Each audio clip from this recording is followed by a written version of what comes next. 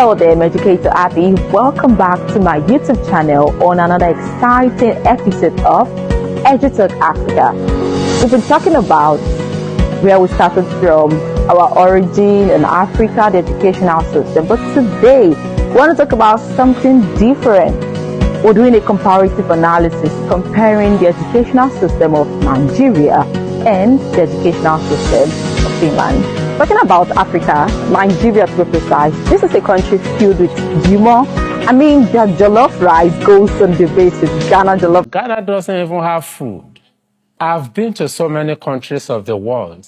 Nigeria produces the best jollof in the whole world. It is crazy, but what am I trying to say? Nigeria is a country in West Africa that is blessed with diverse culture, food, aesthetics, good people. Nigerians are very, very humorous people. Okay, what is the difference between Nigerian and Ghanaian jollof, and which one is better? Number one, how can you get better than the founder of the food? And Finland, this country is housed by a continent called Europe. And Europeans, one fun fact about it, they are impeccably punctual. Punctuality is like the soul of business there. Even illiterate is considered a national scandal.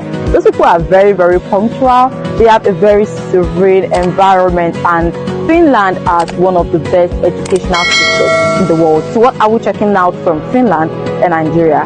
Journey with me. Talking about the origin of educational system in Nigeria. Nigeria started with storytelling and apprenticeship.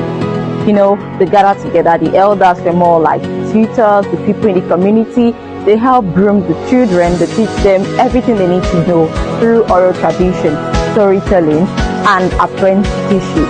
And Finland, through societal guarding, they gather together and they share life skills. They teach themselves all of these things. And what are we going to be learning from the educational system today? One thing that made Finland's educational system to thrive for so long, teachers have the authority to teach their children based on the method that they deem fit for the kind of student they have.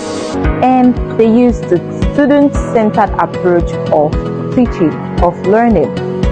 Somebody introduced this to the Nigerian educational system, Tai Shularin. He brought about the student-centered learning approach to the educational system in Nigeria. And so far, it has been helpful. According to the statistics you see on the screen. What am I trying to tell you? We can learn this from Finland. We can emulate this from them. The cultural value we have here, the cultural diversity we have here in Nigeria. They can also learn from us, integrating this different culture into their educational system. Points I'm going to be talking about two in this particular video.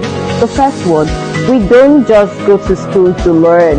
Our education is deeply rooted in who we are, our culture, our way of life. In what aspect? In schools, we sing, we dance, storytelling, all of those things are embedded in the curriculum. It's one strong point that I'm going to give it to the Nigerian educational system. The second point is resilience. Nigerians are very, very resilient. The educational system is teaching this. Resilience is one thing the educational system of Nigeria is looking into. But what are the challenges we're facing so far? The first one for me is lack of continuity. You see an administrator, you see somebody starting with a reform, trying to refurbish the educational system, and once another person gets into power to stop it. Where's the continuity? In Marvin's word, like, what's going on? What exactly is going on? The second thing is we're not evolving. We're still using the old approach of learning. The world is getting digitalized, but you see students still cramming textbooks that they don't even need anymore. Finland, on the other hand, most people call this country the education heaven. And here is why. There's two strong points I'm going to give to this country. And the first one is their teachers are well trained and equipped. Like, as a teacher, they believe that you are trained. They give you the authority, the right, whatever, the power to use any teaching methodology as being fixed to your students. You have the final say when it comes to how you want to teach your students. And the second thing, the educational system is focused more on gaining skills than just grades. They don't do standardized tests. The educational system, learning is interesting, stress-free Nigeria. I mean, learning is stress-free in Finland. The educational system, they make use of a student-centric approach of learning, which is very, very interesting, and it is making the educational system to thrive. I mean, we can emulate something like this in there. But what are the challenges that Finland educational system face? The first one is diversity. Due to the immigrants that go into this country every blessed year, they have to balance different cultures, a wide variety of culture. They have to balance it in their schools, in their classes.